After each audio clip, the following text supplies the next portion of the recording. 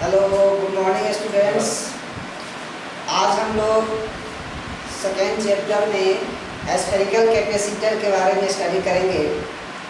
जैसे आप पिछला लेक्चर में देखे थे कि पैरेलल प्लेट कैपेसिटर की कैपेसिटेंस को कैसे कैलकुलेट करते हैं, और उसमें हम ये भी सीखे थे कि पैरेलल प्लेट कैपेसिटर के कैपेसिटेंस एरिया पर डिपेंड करता है, दो प्लेटों के बीच के मीडियम पर डिपेंड करता है और उसके बीच के सेपरेशन पर भी डिपेंड करता है। और उससे आगे हम लोग कंटिन्यू करने जा रहे हैं स्फेरिकल कैपेसिटर। देखिए, इसमें दो सिचुएशनें होती है। सबसे पहले हम लोग फर्स्ट सिचुएशन के बारे में सीखेंगे। ये जो कैपेसिटर है, इसका भी काम एनर्जी को स्टोर करना ही होता है। जैसे कि जितना भी कैपेसिटर है सबका यही वर्क होता है और इसका भी यही वर्क होता है। तो इस कैपेसिटर को बनाने के लिए हम लोग कुछ इस तरह से इसका कंस्ट्रक्शन करते हैं। जैसे मान लीजिए कि ये एक स्फीयर है और इसके इनसाइड भी एक स्फीयर हमने फिल किया है। दो स्फीयर हो गया, दोनों का सेंटर एक ही है, मतलब ये कंसेंट्रिक स्फीयर्स हैं। जो स्मॉल स्फीयर है इसकी रेडियस स्मॉल ए है और जो बिगर स्फीयर है उसकी रेडियस स्मॉल बी है। हमने क्या किया है कि इस स्मॉलर स्फीयर को हमने कैपिटल ए कंसीडर किया है और बिगर स्फीयर को हमने कैपिटल बी कंसीडर किया है। इनर स्फीयर के सरफेस पर हमने पॉजिटिव चार्ज लिया है। इस चार्ज की मैग्नीट्यूड प्लस क्यू है, यानी कि इस पर चार्ज प्लस क्यू है। आप जानते हैं कि इंडक्शन मेथड के द्वारा जब कोई सरफेस किसी दूसरे सरफेस के कॉन्टेक्ट में जाता है या नियरेस्ट जाता है तो अनचार्ज बॉडी चार्ज हो जाता है। हम लोग इंडक्शन मेथड में ऐसा सीखे थे कि जब कोई भी चार्ज बॉडी अनचार्ज बॉडी के नियर में रहेगा तो वहाँ अनचार्ज बॉडी के सरफेस पर एक चार्ज इंड्यूस होता है, जिसकी वजह से बॉडी चार्ज हो जाता है। तो उसी प्रकार जो ये इनर स्फीयर के सरफेस पर चार्ज जो हम मेंशन किए हैं प्लस क्यू, इसके कारण आउटर स्फीयर के इनर सरफेस पर नेगेटिव चार्ज इंड्यूस होगा। इस प्रकार देखो ध्यान से, इस तरह से नेगेटिव चार्ज इंड्यूस होगा और इनर सरफेस पर नेगेटिव चार्ज होगा और आउटर सरफेस पर पॉजिटिव चार्ज होगा। अब देखिए कि जितना नेगेटिव चार्ज इसके इनर सरफेस पर होगा उतना ही पॉजिटिव चार्ज इसके आउटर सरफेस पर होगा। तो net charge on the sphere B is equal to 0। It means bigger sphere will be neutral. So इसको चार्ज करने के लिए हम लोग एक तरीका यूज करते हैं अर्थिंग का। हम अर्थिंग इसको करेंगे, अर्थ से इसको कनेक्ट करेंगे बिगर सरफेस के सरफेस, बिगर स्फीयर के सरफेस। हमने यहाँ अर्थिंग किया। आप जानते हो जब अर्थिंग करते हैं कि ये जो लाइन आपको शो कर रहा है ये मेटल का है ना, तो ये पॉजिटिव चार्ज है तो इलेक्ट्रॉन को इसमें से अपने तरफ अट्रैक्ट करेगा, खींचेगा। जब अर्थिंग करते हैं और वो earthing wire positive charge body से कनेक्टेड होता है तो इलेक्ट्रॉन का फ्लो अर्थ से बॉडी की ओर होता है। जैसे ये इलेक्ट्रॉन फ्लो होकर जितने भी यहाँ पॉजिटिव चार्ज है उस सबके पास नेगेटिव चार्ज यानी कि इलेक्ट्रॉन जाएगा और सारे इस सरफेस के ऊपर प्रेजेंट पॉजिटिव चार्ज को न्यूट्रल कर देगा, यानी कि 0 हो जाएगा। इसके जो आउटर सरफेस पर जो चार्ज होंगे वो 0 हो जाएगा। ठीक है, तो अब जो हमको चार्ज देखने को मिलेगा वो सिर्फ और सिर्फ स्फेरिकल सरफेस बी के इनर सरफेस पर मिलेगा, यानी कि नेगेटिव चार्ज मिलेगा। आप इसको ऐसे समझ सकते हो जैसे नेगेटिव चार्ज इस पर गया, इससे सारे चार्ज जो यहाँ से है रिमूव हो जाएंगे, न्यूट्रल हो जाएंगे, 0 हो जाएगा यहाँ से। अब देखो, अब आपका जो ये सरफेस शो होगा कुछ इस तरह से होगा। तो इनर सरफेस पर पॉजिटिव चार्ज, आउटर सरफेस पर नेगेटिव चार्ज, इस तरह से हमको मिलेगा।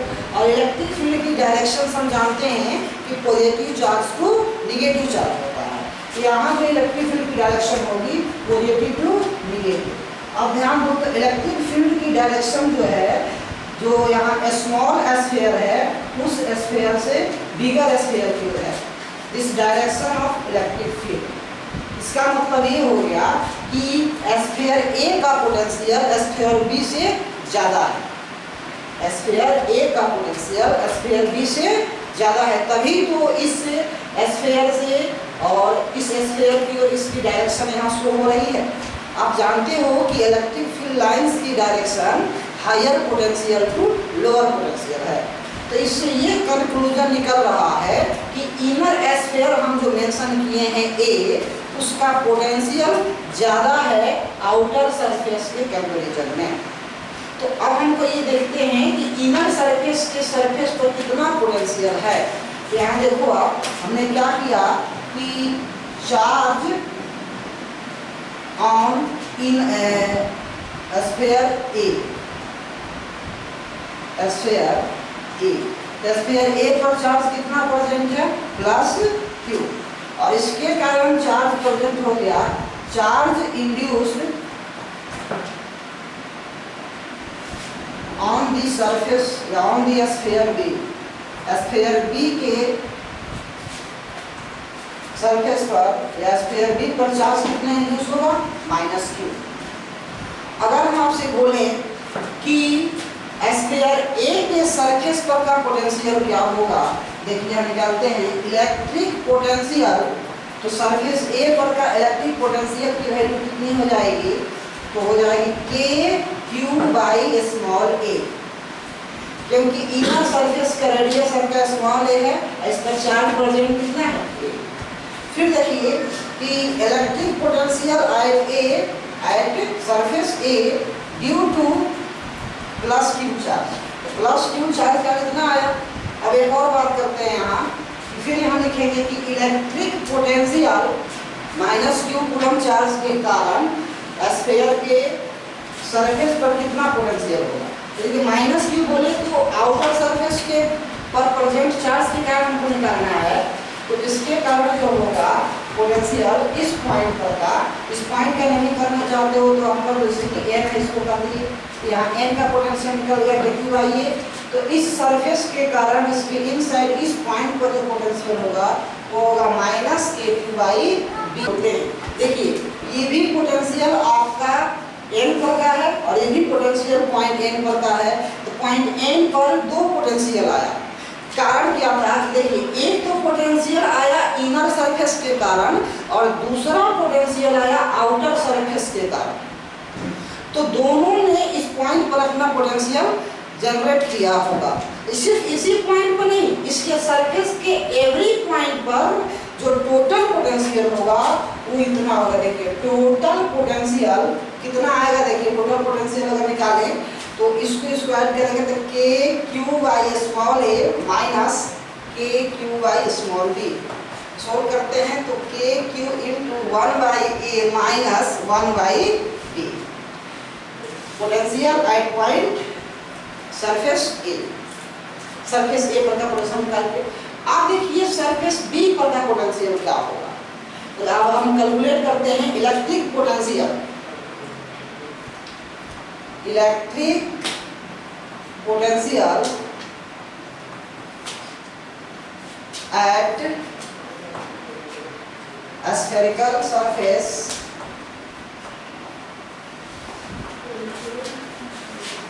बी। तो बी पर का कितना होगा, देखिए सबसे पहली बात कि इस पॉइंट आउटर सरफेस पर या सरफेस स्फेरिकल सरफेस बी पर का पोटेंशियल यहाँ का होगा minus k q by B. फिर इनर सरफेस के कारण इसके आउटर सरफेस का पोटेंशियल हो जाएगा प्लस के क्यू बाई बी। तो कैंसिल आउट हो जाएगा जीरो। मतलब ये हुआ कि इस सरफेस पर का नेट पोटेंशियल आपका जीरो हो गया। इस सरफेस का नेट पोटेंशियल जीरो नहीं है, इसका मतलब यहाँ का मैग्नीट्यूड कुछ ना कुछ होगा और यहाँ का मैग्नीट्यूड जीरो हो गया। इसके यहाँ का पोटेंशियल ज़्यादा है, यहाँ का पोटेंशियल कम है, तो ये हायर पोटेंशियल सरफेस हो गया और ये लोअर पोटेंशियल सरफेस हो गया। तो हम बोलेंगे potential at point inner spherical surface of A is greater than potential of outer surface of B, ऐसा हम यहाँ मेंशन करेंगे। सो पोटेंशियल डिफरेंस इज, तो पोटेंशियल डिफरेंस हम यहाँ निकाल सकते हैं। तो पोटेंशियल डिफरेंस कितना होगा, तो higher potential minus lower potential, तो ए का potential B A minus B B, तो ए का पोटेंशियल कितना निकाले थे, के q into 1/a minus 1/b, और बी का potential 0। So electric potential difference आ गया कितना, k q into 1/a minus 1/b।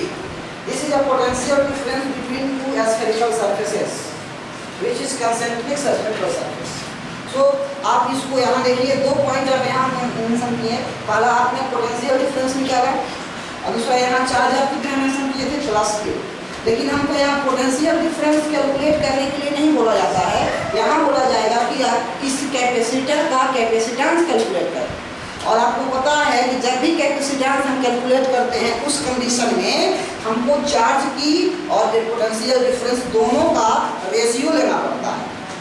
Clear? तो यहाँ आपको चार्ज भी दिया गया है और पोटेंशियल डिफरेंस हमने अभी कैलकुलेट किया, तो हम क्या करते हैं, इस दोनों का रेशियो लेते हैं, देखते हैं क्या आंसर आता है। देखिए फिर हम लोग यहाँ क्या करेंगे कि C इक्वल टू, देखिए क्या लिखते हैं, C equal to Q by delta भी होता है। तो क्यू की वैल्यू तो क्यू ही है, तो क्यू लिख दिए, और डेल्टा भी की वैल्यू देखिए हमने यहाँ कैलकुलेट करके लिखा हुआ है। तो k q into 1/a minus 1/b। अब देखिए यहाँ से ये क्यू और ये क्यू कैंसिल आउट हो जाएगा, तो क्या बचेगा आपका यहाँ से, जब इसको सोल्व करोगे तो के का वैल्यू आप यहाँ पुट करो, तो पुट करोगे कितना, 1/4πε0, और उसे सोल्व करोगे तो आपको रिजल्ट आएगा इस तरह से 4πε0 ab divided by b minus a। So capacitance of spherical capacitor is equal to 4πε0 ab divided by b minus a। Clear? Spherical capacitor की कैपेसिटेंस की value 4πε0 ab divided by b minus a होती है। कब? जब हम इसके outer surface को earthing करते हैं तब ये रिजल्ट आता है। देखिए इससे को प्रूफ करने के एक और हमारे पास अल्टरनेट मेथड है, वो क्या है, देखिए यहाँ लिखिए अल्टरनेट मेथड है। जैसे कि हमने यहाँ कंसीडर किया था एक स्फेरिकल सरफेस स्मॉल ए रेडियस वाला, इस पर हमने पॉजिटिव चार्ज लिया, इस पॉजिटिव चार्ज की मैग्नीट्यूड प्लस क्यू हमने कंसीडर किया। फिर इसके बाहरी सरफेस, इसके बाहर इससे बड़ा एक स्फेरिकल सरफेस लिया जिसके रेडियस हमने स्मॉल b माना। इसके कारण इस पर निगेटिव चार्ज आया था जिसको हम इंड्यूस चार्ज कहते थे, और इसकी मैग्नीट्यूड उतनी हुई जितनी यहाँ प्लस क्यू की थी, यानी कि यहाँ माइनस क्यू होगी। हमने आपको बताया था कि इसके इन साइड कहीं भी इलेक्ट्रिक फील्ड की डायरेक्शन अगर शो करोगे तो पॉजिटिव चार्ज नेगेटिव चार्ज ही होता है। तो हमने क्या किया कि यहाँ से स्मॉल r डिस्टेंस चलकर एक पॉइंट लिया, और इस पॉइंट पर हमने यहाँ इलेक्ट्रिक फील्ड की डायरेक्शन देखा तो बाहर की तरफ आया, ठीक। और यहाँ dr थिकनेस का एक छोटा सा हम एलिमेंट ले सकते हैं इस तरह से, dr थिकनेस का, यहाँ जो थिकनेस मिलेगा आपको dr मिलेगा। तो आपको पता है कि पोटेंशियल डिफरेंस की फॉर्मूला होता है minus factor E dot dr, इस तरह से। और E dr के बीच का एंगल यहाँ कितना है, 0 डिग्री। तो यहाँ देखो ध्यान से आप, integration of E dr of cos of 0 degree minus integration. तो इलेक्ट्रिक फील्ड आप यहाँ कैलकुलेट करोगे तो स्फीयर के आउटसाइड इलेक्ट्रिक फील्ड की वैल्यू हम लोग निकाले थे kq by r square into dr। Limit कहाँ से कहाँ तक लिया जाएगा, स्मॉल a से b तक। यहाँ एंगल आपका अपोजिट में है 180, तो cos 180 की वैल्यू कितनी होती है, -1, तो प्लस हो जाएगा। अब देखो आप यहाँ से kq कांस्टेंट है, इसको आप बाहर निकाल दो, तो kq को जो हम बाहर निकालेंगे तो अंदर क्या बचेगा, 1/r स्क्वायर इनटू dr। यहाँ हमने r डिस्टेंस पर चलकर dr का एलिमेंट लिया था, तो यहाँ बीच का एंगल हमने कितना मेंशन किया, 0 डिग्री। यहाँ cos ऑफ 0 डिग्री, cos 0 का वैल्यू 1, यहाँ माइनस का साइन, फिर यहाँ माइनस का साइन। ओके, चलिए अब इसे हम सोल्व करते हैं। लिमिट कहाँ से कहाँ तक था? a से b तक। अब देखिए आप यहाँ 1/r² का इंटीग्रेशन -1/r होता है, तो -k³ -1/r a to b। इसे आप जब सोल्व करोगे तो आपका आएगा k³ × 1/b - 1/a। Delta v equal to आ गया आपका k³ × 1/b - 1/a। This is the potential difference between the two spherical surfaces. And now capacitance of this spherical capacitor is equal to C equal to Q by delta V, and charge by potential difference. Charge is Q, potential difference is equal to KQ into 1/b minus 1/a. Q cancel out. K की value यहाँ put करेंगे 1/4 pi epsilon naught, then after solve तो हो जाएगा इसका value 4 pi epsilon naught AB divided by B minus A। देखिए यहाँ आ गया कैपेसिटेंस ऑफ कैपेसिटर आ गया इसका। तो आप यहाँ देखिए कि एक अल्टरनेट मेथड ये भी है जो इंटीग्रेशन मेथड इसको कहते हैं। इसके पहले जो था वो सिंपल मेथड था। तो यहाँ हमने इंटीग्रेशन का यूज करके इस कैपेसिटेंस की कैपेसिटर को हमने यहाँ कैलकुलेट किया है 4 pi epsilon naught AB by B minus A। हम लोग सीखेंगे कि जब कैपेसिटर के इनर सरफेस को अर्थिंग करते हैं तो उस कंडीशन में इसकी कैपेसिटेंस कितनी आती है। तो आप देखें कि इसको हमने स्फीयर माना, एक और स्फीयर है, ये रेडियस इसकी स्मॉल a है, इसकी रेडियस स्मॉल b है। इसके आउटर सरफेस पर हमने पॉजिटिव चार्ज कंसीडर किया था जिसकी मैग्नीट्यूड +q थी। इसके इनर सरफेस पर नेगेटिव चार्ज आया था ड्यू टू इंडक्शन मेथड। इसके बाहर पर एक पॉजिटिव चार्ज आया था। जितना इंटरनल इनसाइड इस पर नेगेटिव साइन था उतना ही इसके आउटर सरफेस पर भी पॉजिटिव साइन था। क्लियर? अब हमको क्या करना है, इसमें कहा जा रहा है कि जब आप इनर सरफेस को अर्थिंग कीजिएगा, देखिए इसके पहले हमने आउटर सरफेस को अर्थिंग किया था, अब इनर सरफेस को अर्थिंग करेंगे, यानी कि अर्थिंग करेंगे आप इनर सरफेस को कुछ इस तरह से देखिएगा। तो इस इनर सरफेस को अर्थिंग करेंगे तो क्या होगा आप देखिए।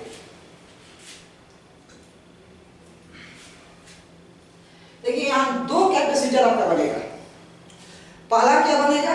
पहला बनेगा ये दोनों के बीच पॉजिटिव और नेगेटिव, और दूसरा बनेगा इस पॉजिटिव और ये नेगेटिव। यानी कि देखिए हुआ क्या है कि यहाँ पर तो पॉजिटिव, ये तो इलेक्ट्रिक पोटेंशियल है, यहाँ प्लस है तो यहाँ नेगेटिव साइन होगा माइनस। तो एक कैपेसिटर बनेगा आपका इन दोनों के बीच, ठीक। एक कैपेसिटर बनेगा आउटर स्फेरिकल सरफेस और अर्थ सरफेस के बीच, यहाँ इस दोनों के बीच। क्लियर है यहाँ तक? तो अब देखिए, तो अगर हम इस दोनों के बीच की कैपेसिटर की कैपेसिटेंस का वैल्यू निकाले तो हम अभी निकाले थे, कितना आया था? तो 4 pi epsilon naught AB by B minus A, इतना ही आया था। इसको आप C1 मान लो। और बिगर सरफेस, इसका जो बिगर सरफेस है आउटर सरफेस जो है इसका और अर्थ के बीच का जो कैपेसिटर बन रहा है, इसकी वैल्यू कितनी आएगी? तो 4 pi epsilon naught into B। हमने आपको सिखाया था कि किसी भी स्फेरिकल कंडक्टर का कैपेसिटेंस की value 4 pi epsilon naught into R होता है। और यहाँ R की जगह पर देखिए स्मॉल b है, हमने यहाँ स्मॉल b रखा, इसको C2 माना। और ये दोनों को हम क्या करेंगे? कनेक्ट कर देंगे, ऐड कर देंगे। तो चलिए इसको हम ऐड कर देते हैं। तो नेट कैपेसिटेंस कितना हो जाएगा? C1 + C2। ऐड करते हैं इसको, तो ऐड करने में क्या आएगा? तो 4 pi epsilon naught AB divided by B minus A अब plus 4 pi epsilon naught AB। जब इसे आप कैलकुलेट करोगे तो आपके पास रिजल्ट आ जाएगा 4 pi epsilon naught B square divided by B minus A। This is the capacitance of this capacitor। यानी कि यह इस ऐसा कैपेसिटर है कि इस कैपेसिटर के इन साइड वाले सरफेस को अगर आप अर्थिंग करते हैं उस कंडीशन में इसकी कैपेसिटेंस की value 4 pi epsilon naught B square divided by B minus A आती है। क्लियर है?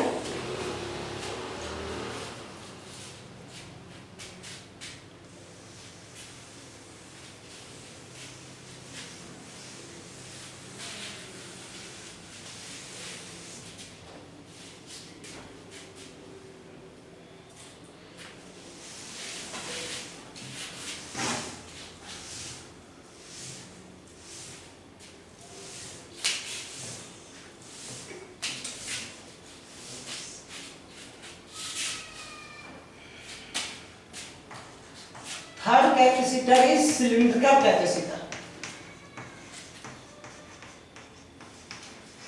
Cylindrical capacitor.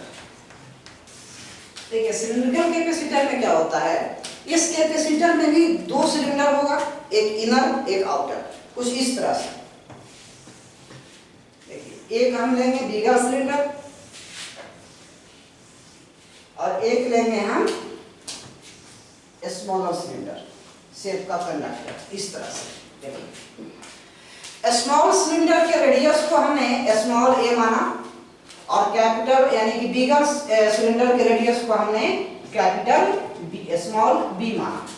तो ए रेडियस है स्मॉल सिलेंडर का और बी रेडियस है बिगर सिलेंडर का, यानी हम लिख देते हैं कि बी ग्रेटर देन ए है, आप ध्यान रखोगे। अब क्या हमने कंसीडर किया, consider positive charge on inner surface या स्मॉलर सरफेस जिसका मैग्नीट्यूड क्या है प्लस क्यू, और इसके कारण इस पर चार्ज इंड्यूस्ड हुआ है नेगेटिव चार्ज, यहाँ भी नेगेटिव चार्ज इंड्यूस्ड होगा। जब यहाँ नेगेटिव चार्ज इंड्यूस होगा तो इसके आउटर सरफेस पर पॉजिटिव चार्ज होगा। देखो आप इसके भी आउटर सरफेस पर पॉजिटिव चार्ज होगा, ठीक। और इसकी जो लेंथ होगी सिलेंडर कैपेसिटर की कुछ ना कुछ तो होगी, हमने मेंशन किया है L, क्लियर। और this is the axis of cylinder. अब देखिए आप कि इस कैपेसिटर का हमको कैपेसिटेंस निकालना है, तो कैपेसिटेंस कैलकुलेट करने के लिए हम लोगों को दो टर्म चाहिए। पहला चार्ज, चार्ज तो यहाँ हम लोग मेंशन किए Q है, और दूसरा चाहिए पोटेंशियल डिफरेंस। तो हमको मेन फोकस रहेगा यहाँ पोटेंशियल डिफरेंस को निकालने का। ये पता आपको दिख ही रहा है कहने कि यहाँ पॉजिटिव चार्ज है नेगेटिव चार्ज है, तो इसका पोटेंशियल इससे ज्यादा हो गया, तो हायर पोटेंशियल वाला सरफेस हो गया, ये लोअर पोटेंशियल वाला सरफेस हो गया। इसके इलेक्ट्रिक फील्ड की direction higher potential to lower potential होती है, ठीक है। तो इसके सहायता से हम यहाँ सोल्व करेंगे। तो देखिए इसको कैसे हम कैलकुलेट करते हैं। इसको अगर कैलकुलेट करना है तो आप इस सिलेंडर के सरफेस पे इलेक्ट्रिक पोटेंशियल निकालिए, फिर यहाँ का पोटेंशियल निकालिए, क्लियर। फिर पोटेंशियल डिफरेंस कैलकुलेट कर दीजिए जिस तरह से हम लोग स्फेरिकल कैपेसिटर में कर रहे थे, क्लियर। तो हमने क्या किया कि यहाँ से कुछ डिस्टेंस यानी कि r डिस्टेंस पर एक पॉइंट लिया यहाँ,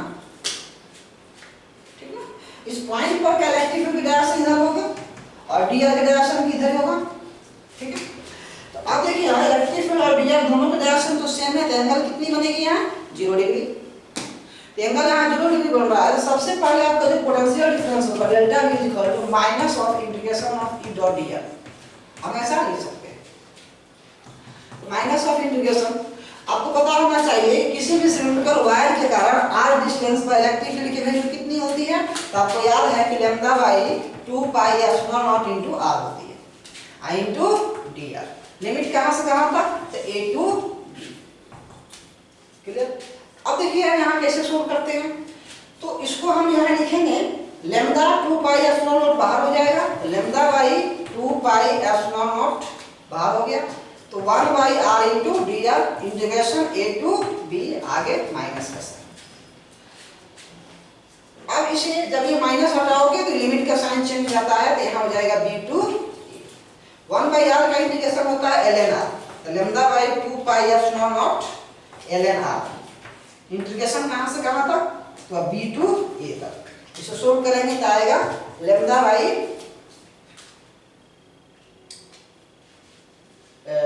2 pi epsilon not into ln a minus ln b, इस तरह से तो हो जाएगा lambda by 2 pi epsilon naught ln a by b। ये हो गया आपका potential difference between the two cylindrical surface जो आपको यहाँ दिया गया है। तो दोनों के बीच का पोटेंशियल डिफरेंस निकाल गया।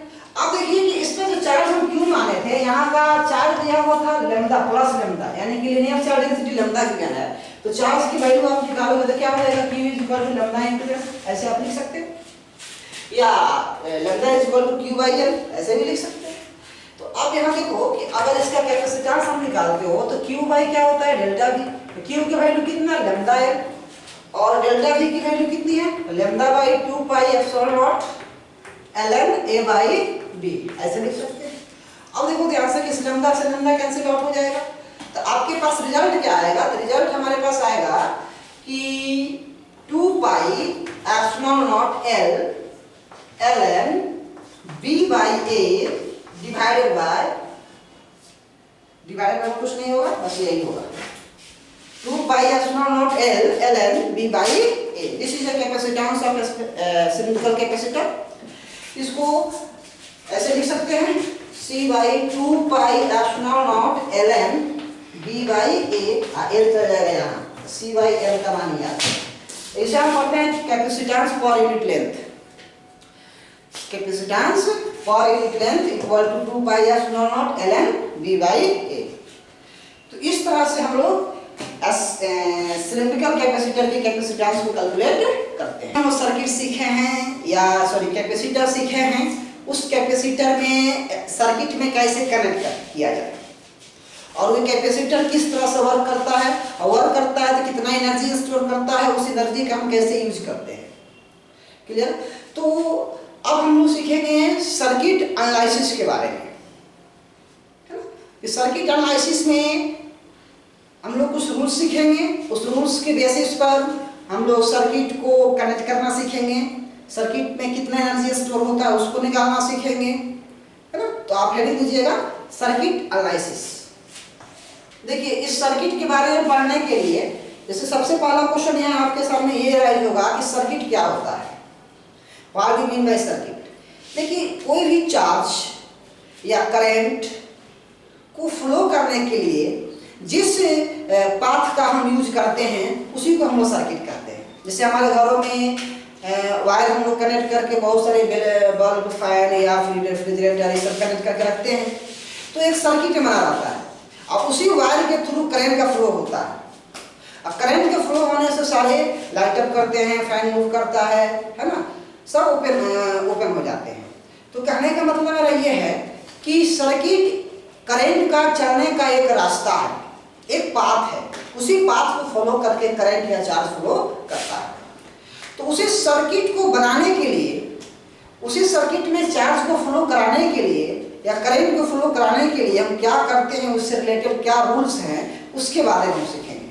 तो सबसे पहला जो रूल्स हम सीखेंगे वो होगा किरचॉफ्स लॉ। आपको हम बता दें कि किरचॉफ्स लॉ बहुत ही इंपॉर्टेंट लॉ है जो कि आपको इलेक्ट्रिसिटी में भी पढ़ने को मिलेगा। यहाँ उसका कुछ बेसिक चीज सिखाएंगे और यही वहाँ भी पढ़ना है, बस इसका एप्लीकेशन हम पहले सीख जाएंगे ताकि वहाँ समझने में आसानी होगी। तो आप हेडिंग देंगे किरचॉफ्स लॉ। और एक साइंटिस्ट का नाम है, इसने 2 रूल दिया था। सबसे पहले हम फर्स्ट लॉ के बारे में सीखेंगे। किरचॉफ्स का जो फर्स्ट लॉ है उस फर्स्ट लॉ को हम लोग बोलते हैं जंक्शन रूल। इस फर्स्ट रूल का जंक्शन रूल भी बोलते हैं इसे। इसका एक और नाम है Kirchhoff's circuit law. Kirchhoff's circuit law. First law को क्या बोलते हैं? जंक्शन रूल बोलते हैं, किरचॉफ्स सर्किट लॉ बोलते हैं। ये होता क्या है? देखिए इनके द्वारा बोला गया था कि मान लीजिए कोई पॉइंट है और इस पॉइंट पर आपने बहुत सारे वायर को आपने कनेक्ट किया है, जुड़ा है। जैसे हम लोग वायर को कनेक्ट करते हैं, यहाँ जोड़ते हैं, बांधते हैं, उस तरह से भी बहुत सारे वहाँ वायर हैं, यहाँ कनेक्ट किया गया। इस कनेक्टिंग पॉइंट को हम जंक्शन बोलते हैं क्योंकि 2 से ज्यादा वायर यहाँ कनेक्ट हुआ है, इसको हम लोग जंक्शन बोलेंगे। और सपोज कीजिए इस जंक्शन की ओर इधर से कुछ चार्ज का फ्लो हो रहा है। जैसे मान लीजिए सीधे से चार्ज Q1 आ रहा है, इधर से चार्ज Q2 आ रहा है, इधर चार्ज Q3 जा रहा है, इधर चार्ज Q4 जा रहा है, इधर से चार्ज Q5 आ रहा है। मतलब इस तरह से चार्ज का यहाँ मूविंग आपको शो किया गया है, कैसे मूव कर रहा है। देखिए जंक्शन की ओर कौन कौन चार्ज आ रहा है, आप देखें Q1 आ रहा है, Q2 है और Q5 है। तो जंक्शन की ओर आने वाले चार्ज को आप ऐड करेंगे। चलिए हम ऐड किया। तो जंक्शन की ओर आने वाला चार्ज कौन कौन सा है? तो जंक्शन में आने वाला चार्ज आपका है Q1 plus Q2 plus Q5 ये है। और जंक्शन से दूर जाने वाला कौन सा चार्ज है? जंक्शन से दूर जाने वाला चार्ज है Q3 और Q4। तो जंक्शन से दूर जाएगा तो वो भी इसमें उसको भी ऐड करना है, लेकिन माइनस का साइन, प्लस माइनस Q3 फिर प्लस माइनस Q4। और जब टोटल को हम जोड़ेंगे तो 0 आएगा। तो ये जो 0 आया ये कहाँ का चार्ज है? तो जंक्शन का। तो इस पॉइंट को हम जो जंक्शन बोले, तो कोई पूछता है कि जंक्शन पर नेट चार्ज की वैल्यू क्या होती है? 0 होती है। जंक्शन पर नेट करंट की वैल्यू कितनी होती है? 0 होती है। तो जंक्शन की ओर जो करंट आएगा या जंक्शन की ओर जो चार्ज आएगा उसको प्लस में लिखेंगे, और जंक्शन से दूर जो जाएगा उसको माइनस में लिखेंगे, और टोटल को जोड़ेंगे तो रिजल्ट क्या आएगा? 0। यही फर्स्ट लॉ कहता है कि इलेक्ट्रिक सर्किट के किसी जंक्शन पर टोटल चार्ज का वैल्यू 0 होता है। इलेक्ट्रिक सर्किट के किसी जंक्शन पर टोटल चार्ज की वैल्यू 0 होता है, मतलब summation of total charge Q is equal to 0, ऐसे हम बोल सकते हैं। अब आप कहोगे कि इसका यूज कहाँ होगा, इसका हम यूजेस कैसे करते हैं, इससे रिलेटेड हमारे सामने कैसे क्वेश्चंस आते हैं। देखिए एक एग्जांपल से आपको क्लियर हो जाएगा कि इसका यूज हम कैसे करेंगे। जैसे मान लीजिए एक जंक्शन है, इधर से वायर एक आ रहा है, इधर से वायर आ रहा है, तो बहुत सारे वायर्स हैं, इस तरह से बहुत सारे वायर्स हैं ऐसे। तो इधर से मान लीजिए आया 4 कूलम चार्ज, इधर से आया आपको 6 कूलम चार्ज, इधर से आया आपको 7 कूलम चार्ज, इधर गया आपका 8 कूलम चार्ज, इधर गया आपको 9 कूलम चार्ज, इधर से आया आपका 10 कूलम चार्ज, इधर गया आपको 2 कूलम चार्ज। तो इधर कितना चार्ज जाएगा ये आपको बताना है। जैसे देखिए इस वायर से 4 कूलम चार्ज आ रहा है जंक्शन की, इस वायर से 6 कूलम, इस वायर से 8 कूलम जा रहा है, इस वायर से 7 कूलम आ रहा है, इस वायर से 9 कूलम जा रहा है, इस वायर से 10 कूलम आ रहा है। तो इस वायर से कितना चार्ज यहाँ से मूव करेगा, दूर जाएगा, यानी कि यहाँ की चार्ज की वैल्यू को आपको कैलकुलेट करना है। तो फिगर को ध्यान से देखो और समझने का प्रयास करो कि इस जंक्शन की ओर टोटल चार्ज कितना आया, total charge incoming towards the junction. देखो अब कितना आया, total charge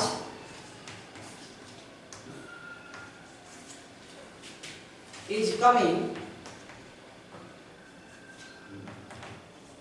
towards the junction. अब देखो आपकी जंक्शन की ओर टोटल चार्ज कितना आ रहा है, तो जंक्शन की ओर टोटल चार्ज नहीं कि इनकमिंग चार्ज इसको बोल सकते हैं। जंक्शन की ओर आने वाले चार्ज को हम लोग इनकमिंग चार्ज बोलते हैं। तो इनकमिंग चार्ज इक्वल टू कितना, देखो एक यहाँ है, एक यहाँ है, एक यहाँ है और एक यहाँ है, सॉरी यहाँ नहीं है, यहाँ कितना है 4 coulomb plus 6 coulomb plus 7 coulomb plus 10 coulomb, total add करो आप 10 10 20 20 27 कूलम, यानी कि टोटल चार्ज जो जंक्शन की ओर आ रहा है वो 27 कूलम है। तो जंक्शन से जो दूर चार्ज जा रहा होगा, अवे फ्रॉम द जंक्शन जो मूव कर रहा होगा, उसका भी टोटल 27 कूलम होना चाहिए, क्योंकि टोटल चार्ज कंजर्व होता है, आप ऐसा सीखें। तो अब यहाँ देखो कि अगर हम बोले आउटगोइंग चार्ज, आउटगोइंग चार्ज, तो आप देखो तो आउटगोइंग चार्ज कितना हुआ, आउटगोइंग चार्ज, तो आउटगोइंग चार्ज अगर हम यहाँ कैलकुलेट करें तो इस जंक्शन से दूर जाने वाले चार्ज को आउटगोइंग चार्ज बोलते हैं।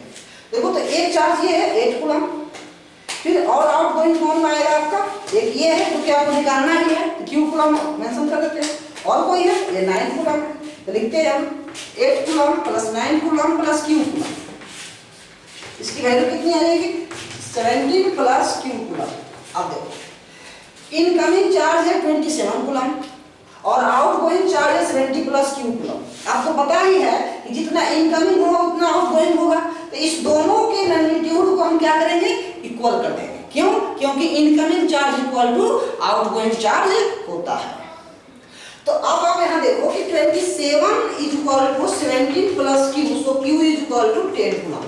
यहाँ से जो चार्ज जाएगा वो कितना चार्ज जाएगा, 10 कूलम जाएगा। तो इस तरह के क्वेश्चंस को सोल्व करने के लिए, चार्ज डिस्ट्रीब्यूट करने के लिए, सर्किट में कौन सा एप्लायंसेस से कितना चार्ज का फ्लो हो रहा है उसका यूज करने के लिए इस तरह का रूल्स को हमको आवश्यकता पड़ती है, इसीलिए इस रूल्स को पढ़ते हैं। पहली बात, किरचॉफ का जो फर्स्ट लॉ है वो कंजर्वेशन ऑफ चार्ज से रिलेटेड है। तो ऑब्जेक्टिव क्वेश्चन यहाँ पूछा आता है कि फर्स्ट लॉ ऑफ या first rule of Kirchhoff is associated with energy, charge, voltage, nothing, none of this, ऐसा ऑप्शन देता है आपको। तो उसमें से सही ऑप्शन होगा आपका चार्ज। इसका फर्स्ट लॉ जो है वो चार्ज से रिलेटेड है। हम लोग लूप रूल इसी का एक और नाम है किरचॉफ्स वोल्टेज लॉ। इसको हम लोग वोल्टेज लॉ भी बोलते हैं क्योंकि ये पोटेंशियल डिफरेंस या वोल्टेज से रिलेटेड होता है। इसको हम लोग वोल्टेज लॉ भी बोलते हैं। इसका क्या कहना है कि सर्किट का टोटल पोटेंशियल डिफरेंस जीरो होता है, यानी कि क्लोज सर्किट है, क्लोज सर्किट में टोटल पोटेंशियल डिफरेंस की वैल्यू जीरो होती है। यानी कि टोटल पोटेंशियल डिफरेंस को ऐड करेंगे, सिग्मा का मतलब होता है एडिशन, मतलब पोटेंशियल डिफरेंस को ऐड करेंगे, सर्किट में जितना भी पोटेंशियल होगा सबको हम ऐड करेंगे तो उसकी वैल्यू आ जाएगी zero. This is second law of Kirchhoff, यानी कि इसे किरचॉफ वोल्टेज लॉ बोलते हैं, इसको केवीएल बुलाता है शॉर्ट में। ठीक, तो अब देखिए इसमें इसका यूजेज कैसे है और इसका मीनिंग क्या है, इसको हम सीखते हैं, इसकी मीनिंग को समझते हैं, इसके एप्लीकेशन को समझते हैं। जैसे मान लो कि इस तरह से कोई हमने सर्किट बनाया, इस तरह से हमने कोई सर्किट बनाया, जैसे मान लीजिए इस सर्किट है ना, इसकी कैपेसिटेंस है C1, इसकी कैपेसिटेंस है C2, ये भी वोल्ट का बैटरी है। आपको सर्किट में इस नियम का यूज कराने से पहले कुछ इससे रिलेटेड एक पॉइंट बताएंगे। क्या पॉइंट्स होगा देखिए, जैसे मान लीजिए कैपेसिटर है, इस कैपेसिटर में इधर चार्ज का फ्लो हो रहा है, क्या चार्ज का फ्लो कितना हो रहा है Q, ये ज्यूम कीजिए कि चार्ज का फ्लो Q हो रहा है, तो प्लस Q चार्ज है, इसका प्लस चार्ज होगा, इसका माइनस चार्ज होगा, क्लियर है यहाँ पर। और ये दो पॉइंट है A और B, इसकी कैपेसिटेंस है C, क्लियर। तो अगर आप इस डायरेक्शन में चलेंगे, चार्ज के डायरेक्शन में चलेंगे, तो इसके बीच का पोटेंशियल डिफरेंस यानी कि VAB लिखे हैं, यानी कि A और B के बीच का पोटेंशियल डिफरेंस पॉजिटिव होगा। क्या बोले हमने, चार्ज के डायरेक्शन में मूव करेंगे तो पोटेंशियल डिफरेंस पॉजिटिव लिया जाएगा। देखिए तो चार्ज का पोटेंशियल कितना होगा, पॉजिटिव होगा, इसकी मैग्नीट्यूड कितनी हो जाएगी, तो आप जानते हो कि Q बराबर CV होता है, तो V इक्वल टू क्या हो जाएगा Q/C, यानी कि चार्ज बाई कैपेसिटेंस। ये पोटेंशियल हो गया। आगे प्लस क्यों लगा, क्योंकि जिस डायरेक्शन में चार्ज फ्लो कर रहा था उस डायरेक्शन में हम मूव कर रहे थे। इसका यूज हम सीखेंगे। अब इसको आप देख लो कैसा होता है, ऐसा आप कुछ देर के लिए याद रखो। फिर देखो कि हमने एक कैपेसिटर लिया, इस डायरेक्शन में चार्ज का फ्लो हो रहा था, इसकी कैपेसिटेंस C थी, हमने इस डायरेक्शन से मूव किया, यानी कि चार्ज के अपोजिट डायरेक्शन में अगर हम मूव करेंगे तो पोटेंशियल डिफरेंस नेगेटिव होगा। देखिए यहाँ पर पोटेंशियल डिफरेंस निकाले डेल्टा V, तो हो जाएगा -2/C।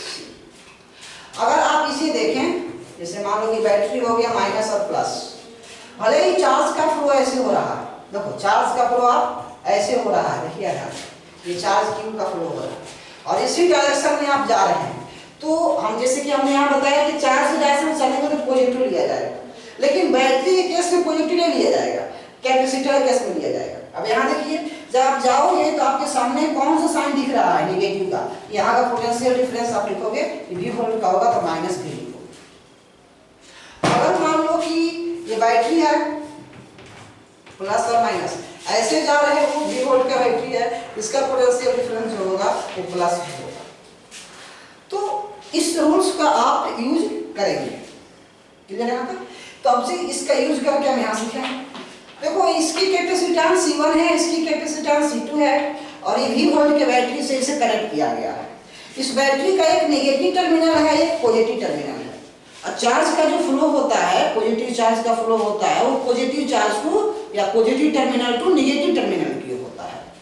तो अब देखो आपके यहाँ पॉजिटिव टर्मिनल से नेगेटिव टर्मिनल की ओर पॉजिटिव चार्ज का फ्लो होगा, तो कुछ समय के बाद ये पॉजिटिव चार्ज यहाँ आएगा और इस प्लेट पर ये पॉजिटिव चार्ज शो करेगा और इंडक्शन के मदद से यहाँ नेगेटिव चार्ज हो जाएगा, फिर ये पॉजिटिव चार्ज ये चार्ज चलना शुरू करेगा, फिर यहाँ पर पॉजिटिव चार्ज हो जाएगा, फिर यहाँ पर नेगेटिव हो जाएगा, फिर चलना शुरू करेगा। इस तरह से इस कैपेसिटर और इस कैपेसिटर, दोनों कैपेसिटर के पास चार्ज सेम होगा, चार्ज सेम होगा। इसी कैपेसिटेंस हम डिफरेंट लिए हैं, फिर भी इसके पास चार्ज सेम होगा। इसका रीजन हम लोग सीखेंगे। रीजन इसका ये है क्योंकि सीरीज में है, तो हम लोग सीरीज कॉम्बिनेशन, पैरेलल कॉम्बिनेशन अगले लेक्चर में सीखेंगे। यहाँ फिलहाल आपको ये देखना है कि यहाँ चार्ज कितना आया Q, यहाँ भी चार्ज कितना आया Q, तो दोनों का सेम चार्ज का फ्लो हो रहा है। अब इस लूप को क्लोज लूप है, क्लोज लूप इसलिए है क्योंकि इसमें करंट होता है, ये ओपन लूप होता है। तो ये ओपन लूप नहीं, ये क्लोज लूप है, इसका नेमिंग हम लोग करते हैं। देखिए यहाँ एक आप कोई पॉइंट मान लीजिए जैसे कि ए, फिर यहाँ एक पॉइंट मान लीजिए बी, सी, डी, ई। तो आप देख रहे हैं कि ए बी सी डी ई एक लूप है। इस लूप का नेमिंग कीजिए, loop A B C D E A. Loop का नेम लिखने के लिए आप जिस पॉइंट से स्टार्ट करें फिर उसी पॉइंट पर आपको आना होगा, यानी कि A B C D E A. Clear है आपको? अब आप क्या कीजिए कि दो दो पॉइंट के पोटेंशियल डिफरेंस को लिखिए। लिखिए, देखिए potential difference between A to B plus potential difference between B to C plus potential difference between C to D plus potential difference between D to E plus potential difference between E to A is equal to 0। यही बोलता है voltage law कि total potential difference उसको आप निकालिएगा, result क्या आएगा? 0 आएगा। Clear है? यानी कि जहां से स्टार्ट करना है फिर वहीं पर आपको जाना चाहिए। तो ए और बी के बीच का पोटेंशियल डिफरेंस कितना हो जाएगा? तो Q/C1। अब प्लस में होगा, क्यों? क्योंकि देखिए चार्ज का फ्लो इधर हो रहा है, ए टू बी की ओर, हम इसी तरह से मूव कर रहे हैं। तो यहाँ हो जाएगा प्लस Q/C प्लस। अब बी टू सी के बीच, तो बी टू सी में भी चार्ज का फ्लो इधर हो रहा है सी की ओर, और इसी डायरेक्शन में हम मूव कर रहे हैं। तो यहाँ भी हो जाएगा Q/C। अब देखो सी टू डी, तो सी टू डी में कोई कैपेसिटेंस नहीं है, कोई कैपेसिटर नहीं है, इसलिए इसका पोटेंशियल डिफरेंस 0 हो जाएगा। फिर डी टू ई, तो डी टू ई में देख रहे हैं कि जैसे आप यहाँ से जा रहे हो तो यहाँ नेगेटिव साइन दिख रहा है आपको, इसका मतलब इसका पोटेंशियल माइनस में होगा, कितना? V। फिर अब ई टू ए, तो ई टू ए में कोई कैपेसिटर नहीं है, मतलब इसका पोटेंशियल डिफरेंस 0 इक्वल टू 0। ये आपको लिखने का तरीका हो।